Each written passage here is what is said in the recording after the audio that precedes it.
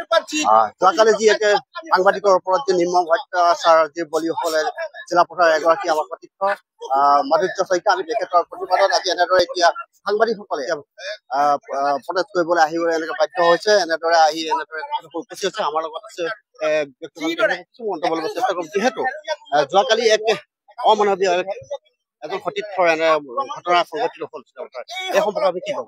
হয়, এইটো এটা বৰ পৰিতাপৰ বিষয়। গণতন্ত্ৰৰ চতুৰ্থ স্তম্ভৰ প্ৰতি বিভিন্নজনে কৰি আহিছে আৰু ইয়াৰ পূৰ্বৰ সময়তো বহু কেইজন সাংবাদিক আততায়ী হাতত নিহত পৰ্যন্ত হ'বলগীয়া হৈছে। কিন্তু এই ক্ষেত্ৰত বিভাগীয় কৰ্তৃপক্ষ বা প্ৰশাসনৰ মন কৰা দেখা পোৱা যায়। একেদৰে কালিও জনাই এজন সাংবাদিক এজনক মানে তেনেধৰণে আক্ৰমণ কৰিছিলে এটা দলে। এইটো হ'ব নালাগিছিল প্ৰকৃততে, কিন্তু এইটো আমি প্ৰেছ ক্লাবৰ সম্পাদক হিচাপে আমি গৰিহণা দিছো আৰু আজি তাৰে সেই সাংবাদিকৰ সুৰক্ষাৰ দাবীত আৰু যিখন সাংবাদিকৰ মুখৰ বলি হৈছিল তেওঁৰ মানে ন্যায় প্ৰাপ্তিৰ দাবীত আজি এই কাৰ্যসূচী অনুষ্ঠিত কৰা হৈছে। আৰু সচেতন ব্যক্তি আছে, আমি তেখেতসকলৰ পৰা কিছু মন্তব্য ল'বলৈ চেষ্টা কৰিম। যিহেতু সাংবাদিকৰ যি এক নিৰাপত্তা কি হীন হৈ পৰিছে নেকি? চাওক, আমাৰ স্পষ্ট কথা, বৰ্তমান শাসনাধিষ্ঠ বিজেপি চৰকাৰখনৰ দিনত সাংবাদিকসকলে ইজনৰ পিছত আনজনে যিদৰে কাৰোবাৰ ভয় ভাবুকি দিছে, কিছুমানে শাৰীৰিকভাৱে আক্ৰমণ কৰিছে। গতিকে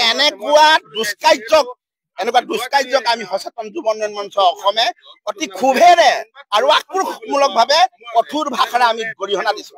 ইতিমধ্যে চিলা পথাৰত সাংবাদিক মাধুৰ্য শইকীয়াৰ ওপৰত যিদৰে একাংশ দুষ্কৃতিকাৰী আক্ৰমণ কৰিছে, এই আক্ৰমণকাৰীসকলক, এই দুষ্কৃতিকাৰীসকলক, এই ভেৰুণীয়া গুণ্ডাসকলক শীঘ্ৰে প্ৰশাসনে কৰায়ত্ব কৰি কঠোৰৰ পৰা কঠোৰ ভাৱে শাস্তি বিহিবৰ কাৰণে আমি প্ৰশাসনক দাবী জনাইছো।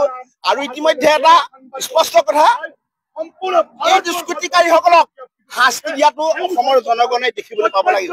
এই শাস্তি দৃষ্টান্তমূলক হ'ব লাগিব। আৰু দ্বিতীয়বাৰ অসমত যাতে সাংবাদিকসকলক আক্ৰমণ কৰিবৰ কাৰণে 10 বাৰ চিন্তা কৰিব লাগে দুষ্কৃতিকাৰীসকলে, এনেকুৱাকে পানিছমেণ্ট দিব লাগিব।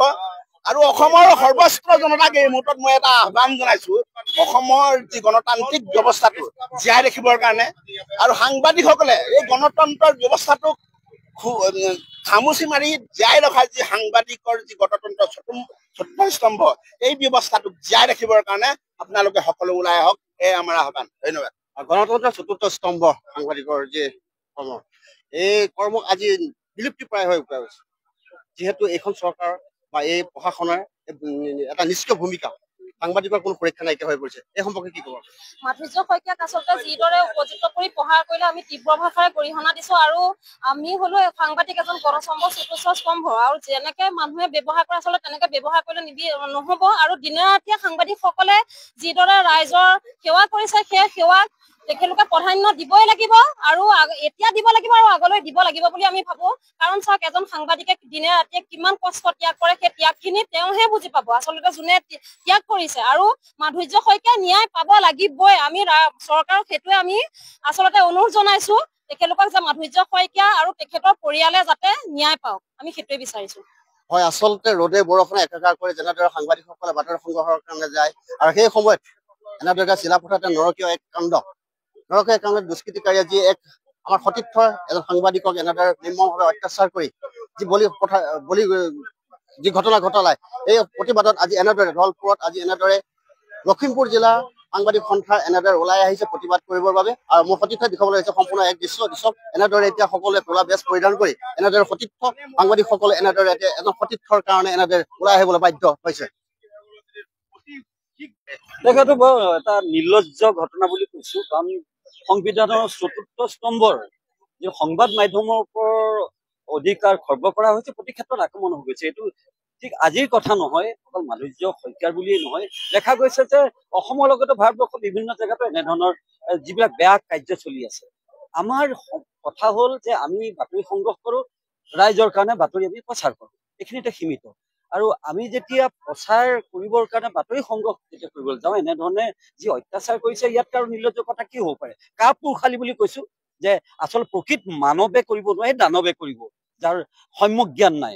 গতিকে এই ক্ষেত্ৰত আমাৰ এটাই কথা, আমি সাংবাদিকতা উচ্চ চিন্তাধাৰা কৰা মানুহ, আমি উগ্ৰ প্ৰতিবাদ কৰাৰ মানুহ নহয়, যিহেতু আমাৰ কলম আৰু আমাৰ এতিয়া কেমেৰাই ক'ব।